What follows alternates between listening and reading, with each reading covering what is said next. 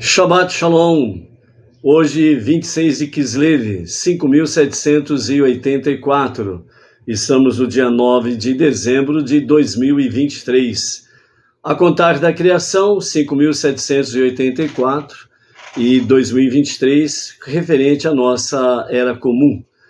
Estamos em A Tarde com a Torá, trazendo a Parashá da semana e com ela trazendo os ensinamentos, aprendizados, leituras, objetivos para o nosso dia a dia, para andarmos verdadeiramente à luz dos olhos de Hashem e à luz da sua Torá.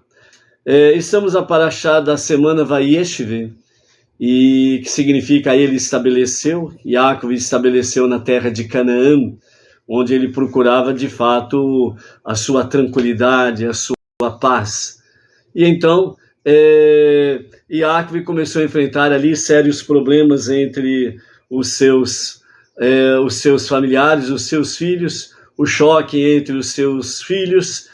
José, Yosef e os seus irmãos entraram em choque, e dessa forma o que seria para ser paz e tranquilidade acabou realmente havendo vamos dizer assim, um assombro de desacordos, e por aí afora vai. E Yaakov acabou sofrendo, Yaakov Avinu, nosso pai Yaakov, acabou sofrendo muito com a divisão dos filhos, a inimizade entre os próprios irmãos, né? Mas no final, Yaakov, ele realmente vê de forma bem clara que tudo fazia parte do plano divino, né? Para que Yosef fosse vendido ao Egito e ali como escravo pudesse de fato discernir os dois sonhos do Paró, e assim então o Paró acabou nomeando vice-rei, vice-Paró, vice-governador de todo o Egito. Somente o Paró estava acima de Yosef, e todo o Egito e todas as nações acabaram ficando sob realmente o governo de Yosef. E nesse mesmo sentido, de uma forma quase que palpável, podemos assim dizer, que Yosef estava mostrando realmente os dias da redenção final, com a revelação do justo e o verdadeiro Mashiach, que estará, de fato, governando sobre todas as nações, sobre Israel e sobre todas as nações, né, para que haja realmente paz, tranquilidade, para que haja harmonia, e como diz, né, em várias profecias, entre elas, que realmente a família, ela não terá mais animosidade entre si, porque fala, os corações dos pais convergerão para os corações dos filhos, e os corações dos filhos se convergirão para os corações dos seus pais. Isso significa harmonia familiar, paz e tranquilidade, ok? Então, por isso, sem sombra de dúvidas, Baruch Hashem, nós temos aí nos ensinamentos de Vayeshev grandes coisas para estarmos conectados, nos preparando adequadamente para a revelação do justo e verdadeiro Mashiach, e nesse sentido, nós devemos preparar cada vez mais o nosso dia a dia. As lições de Vayeshev são importantes para nós dentro desse aspecto, e somado a ela, né, a nossa Parashá da semana, nós temos Hanukkah, que também os seus ensinamentos e aprendizados que temos em Hanukkah é exatamente para que nós possamos nos fortalecer no nosso dia a dia, realmente a valorizar a nossa alma divina e não a alma animal. Darmos realmente o sustento, o alimento devido para a nossa alma divina, para prevalecer sobre a alma animal, para que nós possamos assim fortalecer realmente mais a presença divina, mais a revelação divina, para uma consciência divina entre as pessoas. E as questões seculares, materiais e companhia limitada, realmente elas se tornam segundo plano.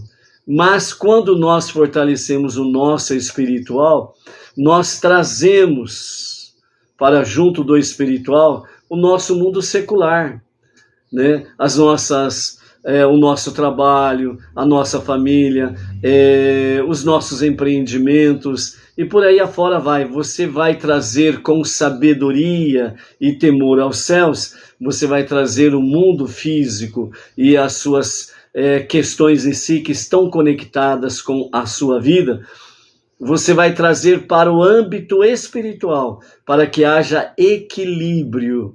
E assim você pode viver uma vida mais tranquila, mais equilibrada, com mais harmonia com os céus, ou seja, com Deus. E assim, realmente, Deus estará respondendo a você muitas preces que você parece que Deus não está me ouvindo. Quantas vezes nós falamos isso? Quantas vezes nós expressamos dessa forma? Parece que Deus não está ouvindo a minha prece, não, né? Não é que Deus não está ouvindo, é que nós não estamos no encaixe, né? A engrenagem, ela precisa funcionar corretamente. E muitas vezes nós estamos desconectados com a engrenagem divina, né? Então é por isso que as coisas acontecem. E Iosif, na sua história, ele, até os seus 17 anos, ele fazia muita fofoca dos seus irmãos para com seu pai. E isso trouxe animosidade entre eles. Os irmãos mais velhos de Iosif, eles analisaram a situação de Iosif. Pô, esse cara está sendo fofoqueiro demais. Ele está colocando o papai contra nós e nós contra o papai. Que negócio é esse? Ele está quebrando a hegemonia da nossa família para o cumprimento das profecias. Então os irmãos mais velhos de Iosif tinham conhecimento realmente das profecias sobre Yaakov Avinu e a sua descendência. As 12 tribos de Israel, bem como também dentro do aspecto a terra prometida, o povo escolhido. Eles tinham essa visão, mas Iosif estava desconectado dessa engrenagem, né? Então, por isso, houve esta ruptura na harmonia da família, mas Iosif, ele fazia parte realmente do plano divino para poder salvar o povo judeu naqueles dias, bem como a própria raça humana, né? Então daí nós aprendemos o quê? Que realmente atrás ou de forma oculta naquilo que aparentemente é ruim e mal, há uma grande bênção ali dentro, né? Apesar de Iosif agir dessa forma, mas ele era um tzadik. Ele realmente tinha como se diz assim, o seu coração era realmente voluntarioso e tinha kavaná, a verdadeira intenção do coração. Porque mesmo nesse sentido, de forma errada, né, ele queria a união dos irmãos, porque os irmãos entre si estavam divididos. Os filhos de Leia, eles eram separados e ficavam separados dos filhos de Zilpá e Bilá. Então eles ficaram separados, eles não estavam em harmonia com seus outros irmãos por parte de pai. Então Iosif achava aquilo errado e que precisava ter essa harmonia, essa união e essa unidade da família. Na sua imaturidade, ele achava que convinha falar para o pai, né, Yaakov Avinu, que realmente as coisas estavam acontecendo de forma negativa, né? Mas aí a sua imaturidade trouxe a animosidade entre os irmãos, e os irmãos acabaram planejando uma forma de eliminar Iosif, porque eles achavam que Iosif estaria atrapalhando os propósitos divinos da família, né? E aí foi onde que aconteceu. Primeiramente, eles se reuniram para tramar a morte de Iosif. Aí vem Reuven e diz, não vamos matar o nosso irmão, é sangue do nosso sangue, não podemos manchar a nossa mão, vamos jogá-lo ali no poço, e ali no poço ele ficará até decidirmos corretamente o que fazer.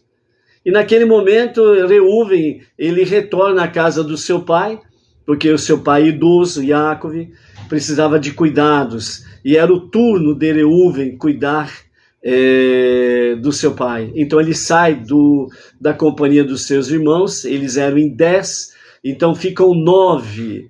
e aí então ele retorna à casa do pai para fazer o seu turno. Mas a intenção de Reuven era exatamente a hora que os irmãos viessem embora, e ele então, cessando o seu turno de cuidar do seu pai, ele iria lá no poço e tiraria Iosif dali, né? Salvando Iosif e levando de volta para o seu pai. Então essa era a intenção dele. Mas por outro lado, na ausência de Reuven, os irmãos ali, principalmente Shimon e Levi, né, que a gente fala na nossa linguagem chula, né, tinha sangue nos olhos, né? Então Shimon e Levi queria de toda forma eliminar Iosif, e foi onde Yehudá realmente deu a ideia de que uma caravana que estava passando em direção ao Egito, Iosif fosse vendido àquela caravana e ele fosse levado como escravo para o Egito. Naquele momento, Yehudá teve essa única oportunidade de poder salvar de fato Iosif da morte. E aí os irmãos concordaram, tiraram Iosif do poço, e aí então venderam para aquela caravana que estava passando, e ele foi levado então para o Egito, cumprindo um propósito divino que lá na frente nós entenderíamos, e depois o próprio Iosif e os seus irmãos e o próprio Yaakov também entenderiam que tudo fazia parte de um plano. Nós aprendemos aí, amados, de fato, dentro desse aspecto aí, aquilo que o nosso Rebbe Menachem Mendel fala sobre a questão de 2 pontos, poder de ação. E quando Iosif é vendido para a casa de Potifar, ou Potifera, que são os 2 termos que identificam o dono ou o senhor, né, do açougue, né, que ele era o chefe dos açougueiros. Então Potifar ou Potifera, né, comprou Iosif e levou para a sua casa, para ali estar como escravo seu. Porém, as habilidades de Iosif, inteligência, sabedoria, discernimento, né, o poder de ação, o poder realmente de ver as coisas, decidir as coisas de forma acertada. Então, dentro desse aspecto, Potifera viu que realmente Iosif tinha capacidade de poder administrar todos os seus bens, né? E também ele percebeu algo diferente na vida de Iosif, que era exatamente o que? Era que ele tinha um poder especial. E aí ele acabou conhecendo de fato que esse poder especial na vida de Iosif era o Deus dos hebreus, era o Deus dos judeus, né? Então, e dessa forma, Potifera ainda teve mais convicção de que Iosif poderia administrar os seus bens. E assim, sem sombra de dúvidas, o fez. E ele tornou-se realmente, Iosif, abaixo de Potifera, o senhor de toda a administração da sua casa, né? E ele fazia e desempenhava, sem sombra de dúvidas, com muito determinação e com muita fidelidade, né? Porque o próprio Potifera disse a ele: tudo que está em minha casa, você é absoluto em tomar as suas decisões e eu endosso. Pelo menos uma única coisa que te é proibido: não coma do meu pão, né? Então, o que ele estava dizendo com isso? Potifera estava dizendo: a minha esposa é minha, não toque nela. Era isso que ele estava dizendo. E aí nós temos o poder da ação e o poder de enfrentar a tentação e poder sair vencedor. Dentro do aspecto de enfrentando a tentação, nós temos esse aspecto aí, sem sombra de dúvidas, da esposa de Potifera, que acabou realmente levantando, né, em direção a Iosif, e dia após dia ela ficava tentando Iosif para deitar com ela. Então, o que o nosso Rebbe Menachem Mendel nos ensina dentro desse aspecto? Como era escravo, Iosif, obviamente, estava sujeito, estava à mercê da esposa de seu amo Potifera, que o intimidou com todo tipo de ameaças, inclusive a morte, caso ele não cedesse à sua sedução. Mas quando Iosif viu uma imagem da face do seu pai Iacov diante de si, ele compreendeu que a sua obrigação em resistir às tentações dela era uma coisa inerente nele. Ou seja, a tentação vinha todo dia para cutucar, né, Iosif, com ameaças de diversas formas, inclusive com a questão de morte, né? E realmente quase que Iosif acaba cedendo à sedução da sua senhora. Mas aí ele vê a imagem do rosto do seu pai. E então aí é um momento em que realmente o cerne de Iosif, aquilo que está mais sagrado no seu íntimo, é revelado através da face do seu pai. E ele então compreende de forma ainda mais clara que ele tinha uma missão a cumprir ali. E essa missão não era se entregar aos braços da sedutora da sua ama. E então ele resiste, foge, né? Nas mãos dela fica a túnica dele, a sua capa, e então ele vai embora e foge à tentação. Então o rosto de Iacov lembrou a Iosif que os pecados individuais não são apenas uma questão pessoal, de modo que se possa encontrar justificativas atenuantes, e sim, afeta o equilíbrio moral de toda uma realidade.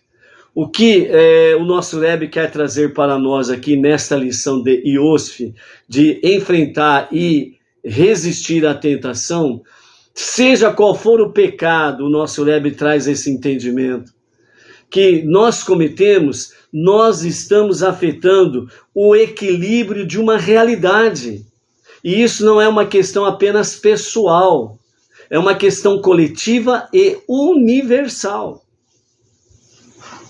Então, por isso que realmente toda e qualquer prática, isso faz parte das leis de Noah, para os Benei Noah, como também faz parte de todos esses preceitos para toda a humanidade.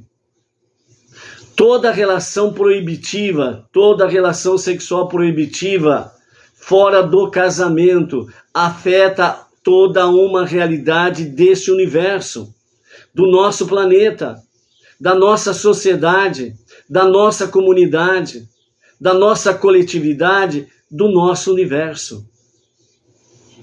Então, esse aspecto aqui de Iosif vem trazer exatamente essa realidade. Por quê?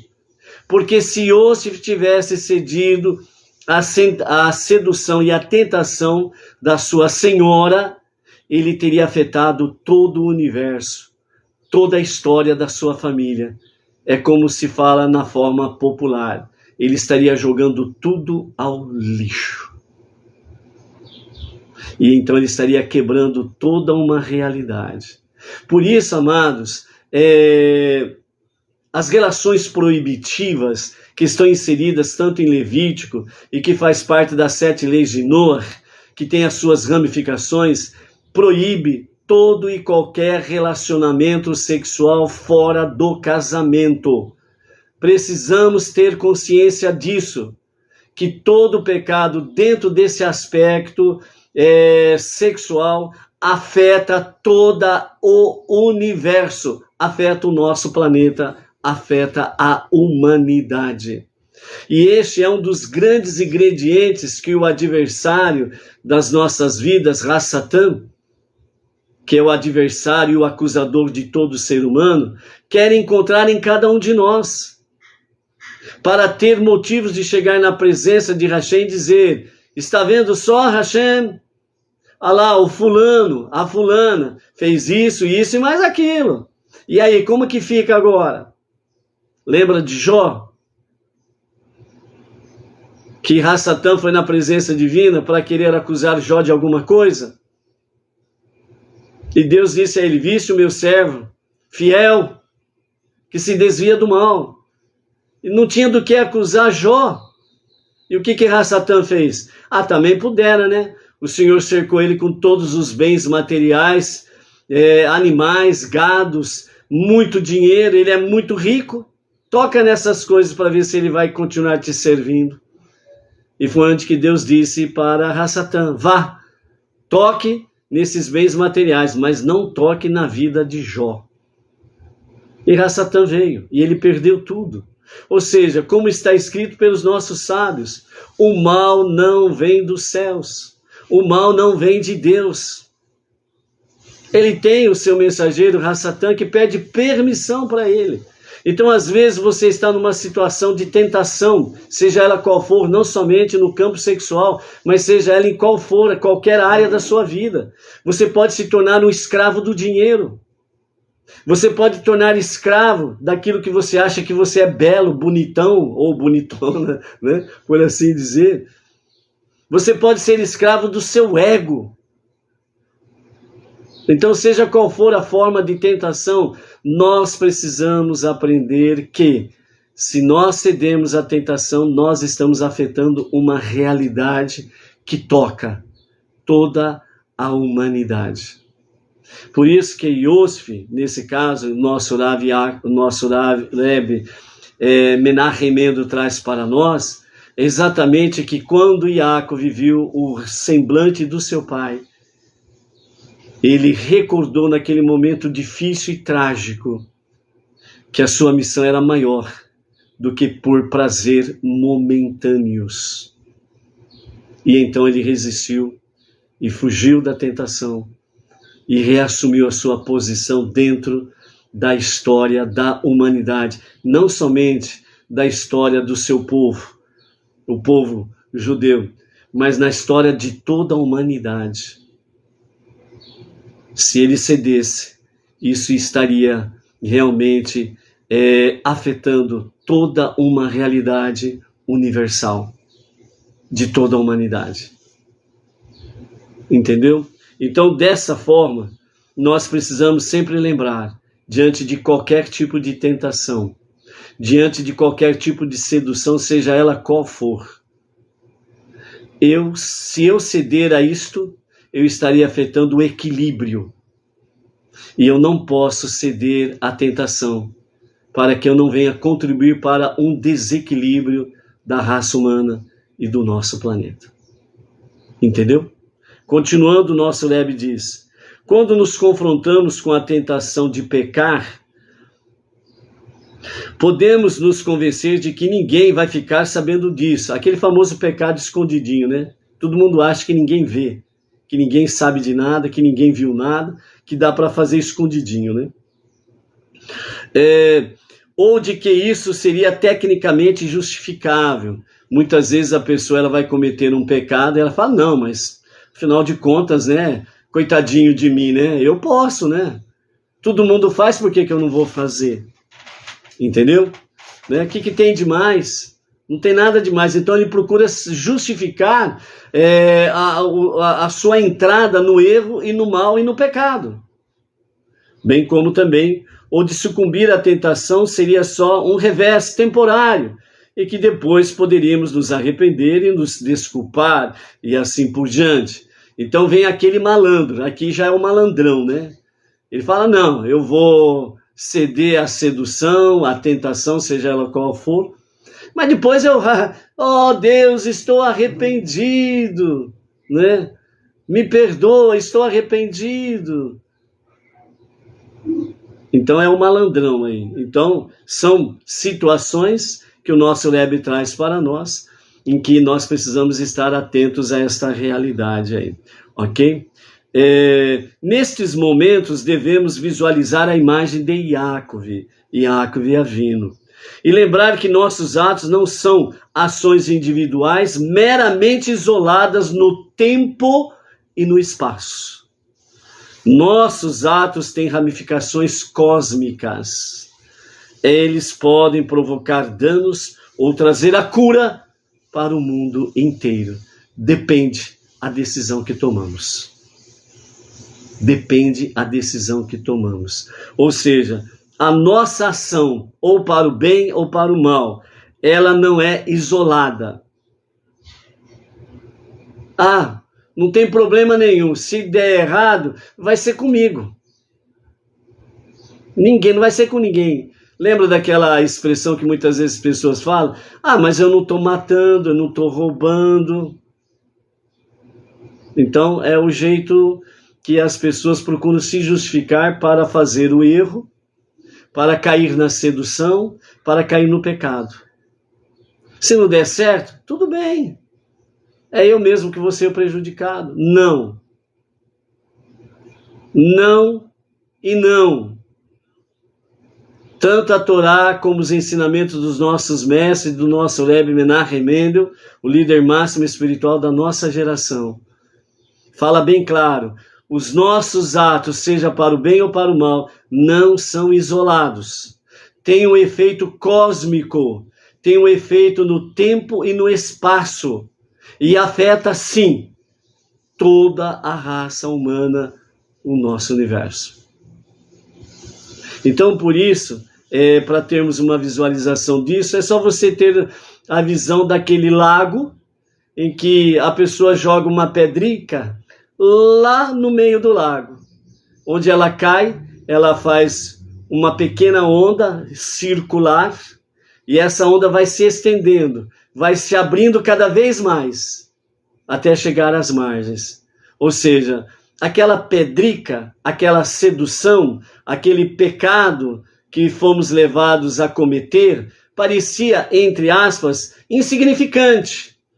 Mas a semelhança dessa pequena pedra que caiu no meio do lago, ela vai provocar uma onda circular. Isso significa o quê? Você, quem está mais próximo de você, ao seu redor? A sua família. Ao seu derredor, os seus vizinhos. E assim sucessivamente, os seus vizinhos, seus parentes, seus amigos, seus conhecidos, desconhecidos, seus amigos e inimigos, vão afetando tudo e todos. Seja para o bem ou para o mal. Por isso, enfrentar a tentação, enfrentar a sedução e vencer, isso não é para qualquer um.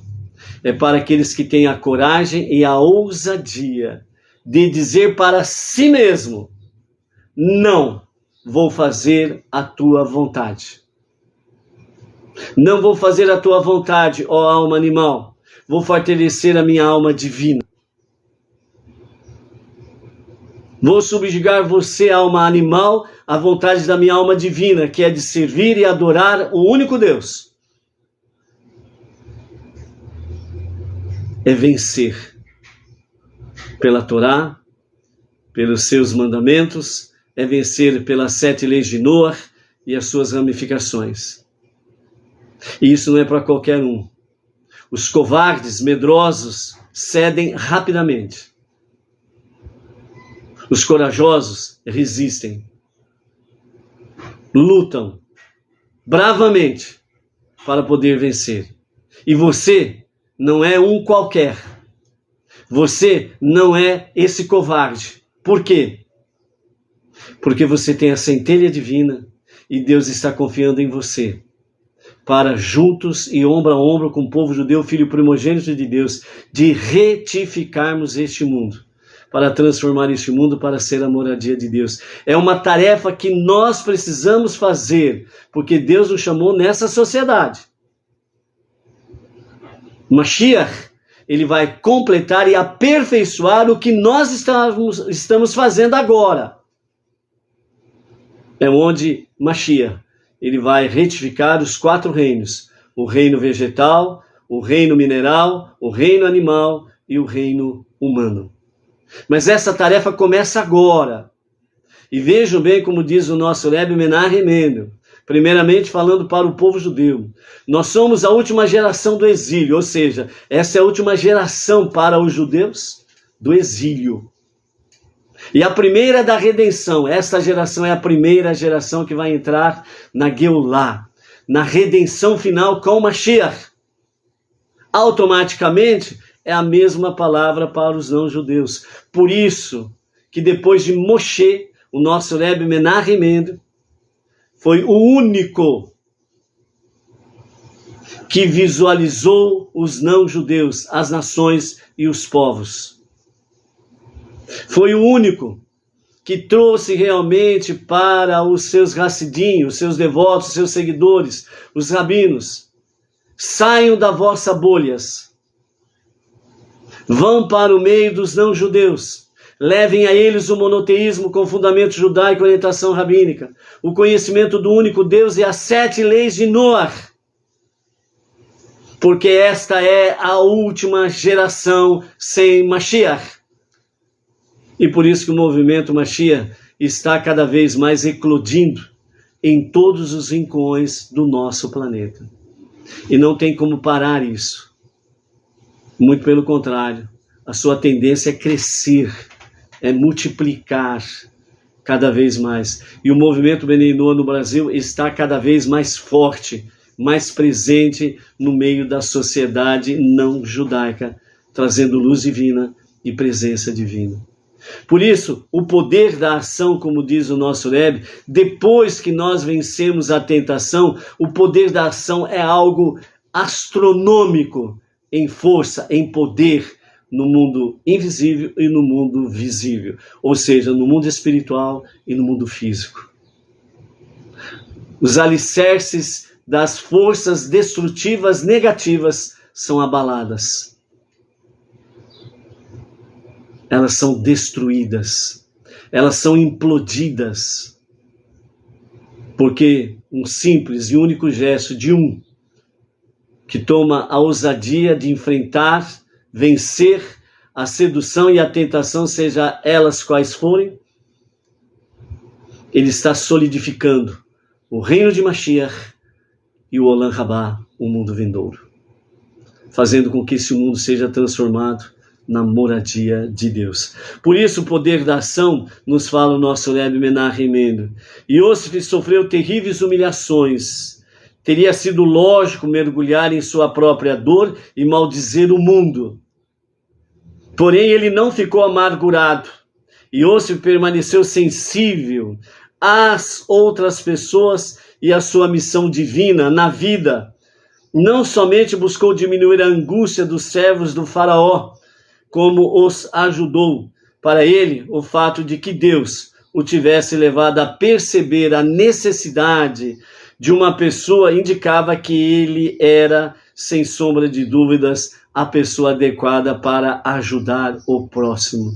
Ou seja, nessa questão aqui, Yosef, ele recebeu tudo quanto é tipo de humilhação, terríveis humilhações.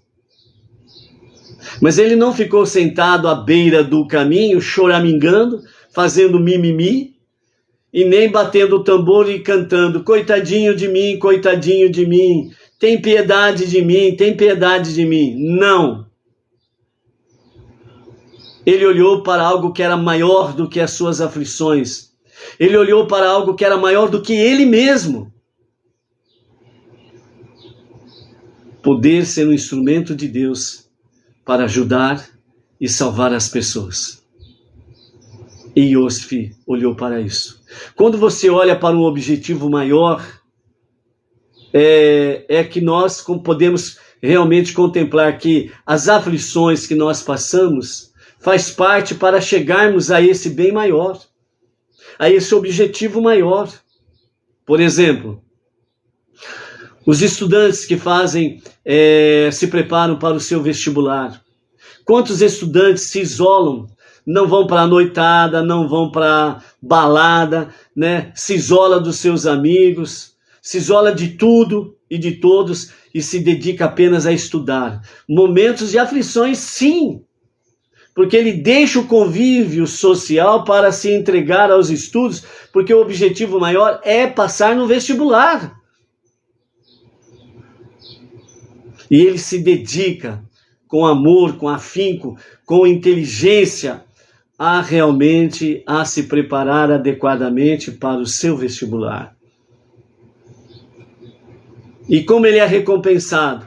Quando chega o vestibular, o dia do vestibular, ele vai, faz as suas provas, sai satisfeito porque ele sabe o que ele fez, e depois sai o resultado final e ele vem lá: fulano de tal, aprovado. aí ele festeja. Aí ele vai festejar. Entendeu? A mesma coisa para qualquer outras coisas da nossa vida.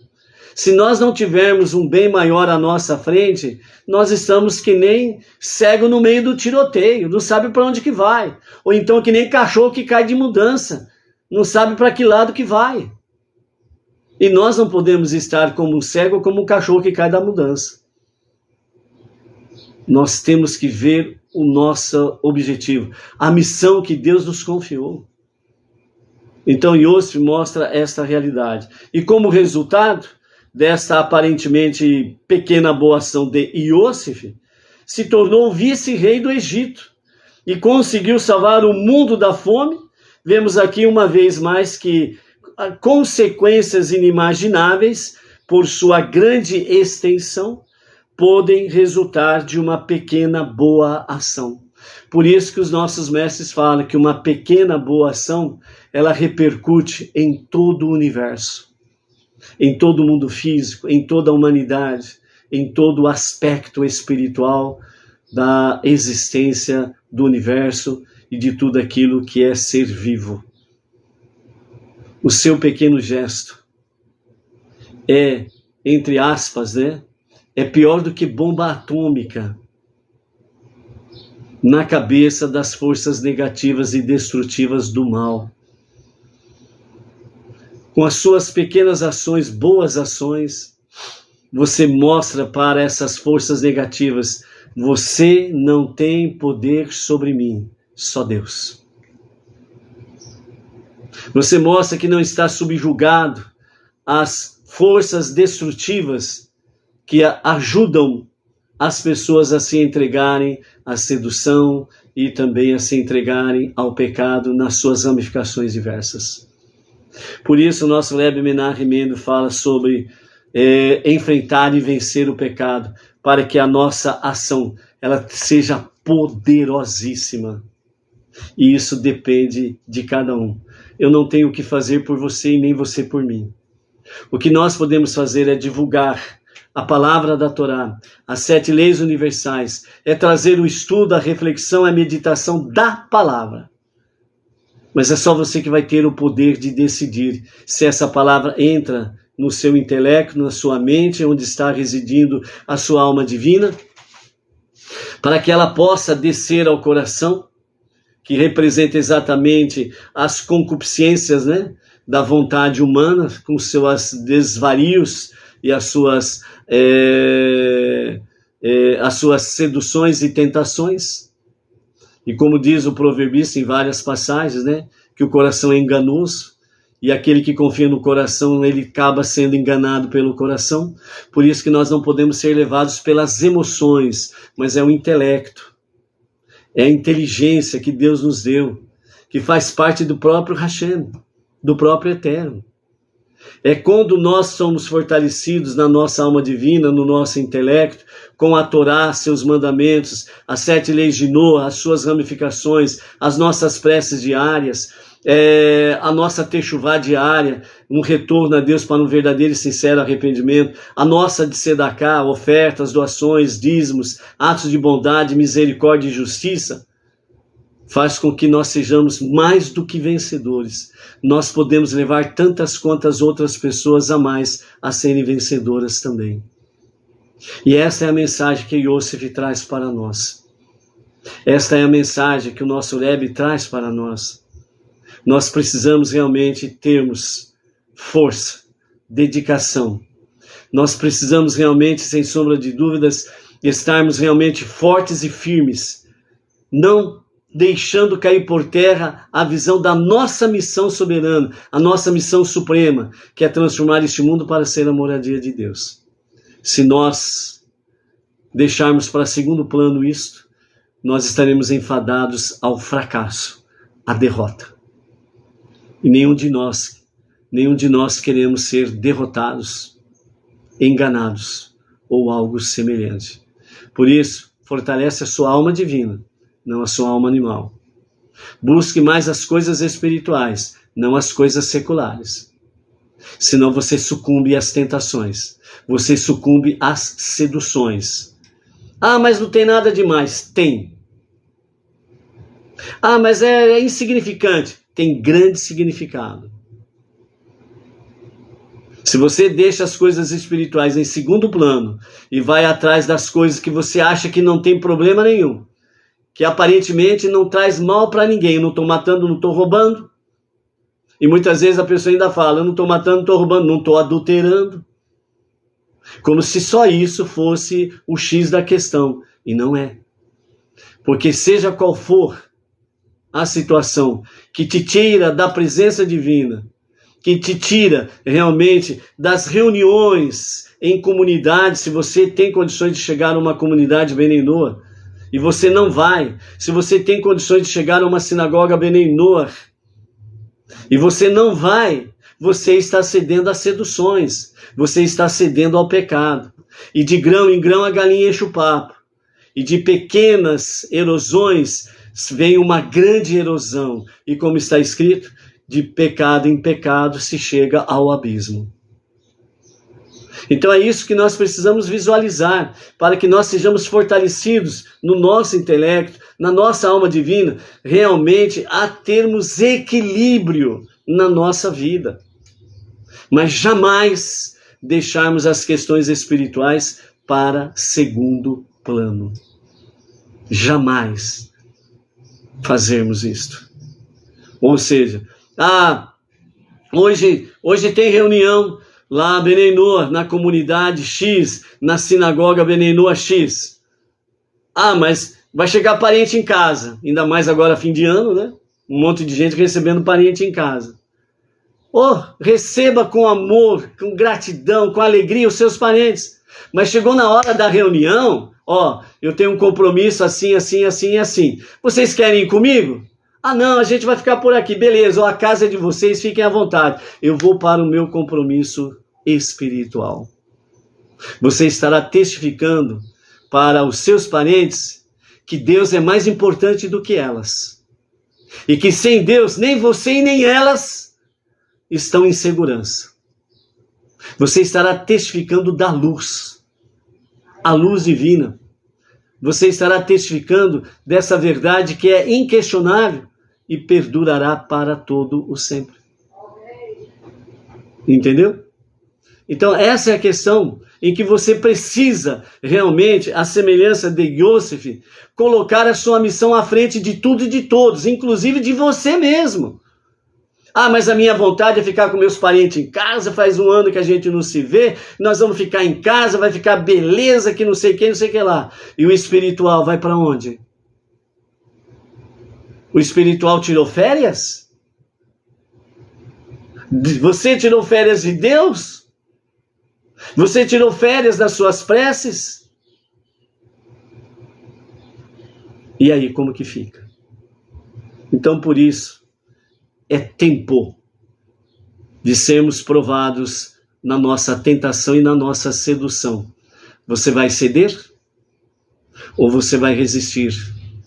E vai focar na sua missão suprema? A resposta é sua. Ninguém pode responder por você. E um detalhe, as suas ações vão falar mais do que as suas palavras. Esta é a realidade. Baruch Hashem. Hoje, às 19 horas e 23 minutos, nós estaremos transmitindo diretamente da Sinagoga Bnei Noach Regional Bauru, a Havidalah, o momento da separação do sétimo dia, o sagrado dia do Shabat, para os 6 dias comuns. E logo em seguida, nós estaremos então fazendo o acendimento da terceira luz de Hanukkah, né? Com as bênçãos e com leitura de salmos para focar realmente a terceira noite de Hanukkah. Vamos em frente? Você é luz, não deixe a sua luz apagar. Vamos em frente? Você é forte, não deixe virar uma fraqueza. Vamos em frente? Você tem em suas mãos o poder de decidir, de vencer todo e qualquer mal. Não deixe o seu braço ficar fraco. Faça valer a pena que Deus confiou em você. Lembre-se que o Modéani, Lefaneha, quando você levanta de manhã e fala: graças te dou, ó Rei vivo e existente, por ter devolvido a minha alma dentro de mim com piedade, grande é a sua confiança, não esqueça desta palavra. Ah, se você não está fazendo essa prece de manhã, então realmente significa que você está muito fraco. Cuidado! Cuidado! Você está menosprezando a confiança que Deus está depositando em você no novo dia de vida que Ele está te concedendo. E por que Deus está nos concedendo um novo dia? Para podermos cumprir a nossa missão primordial. Transformar este mundo para ser a moradia de Deus. Não deixe com que a confiança de Deus na sua vida venha a cair por terra, com seus atos, com as suas ações. Faça valer a pena o voto de confiança que Deus deu para você no novo dia. Até daqui a pouco. Shalom, shalom.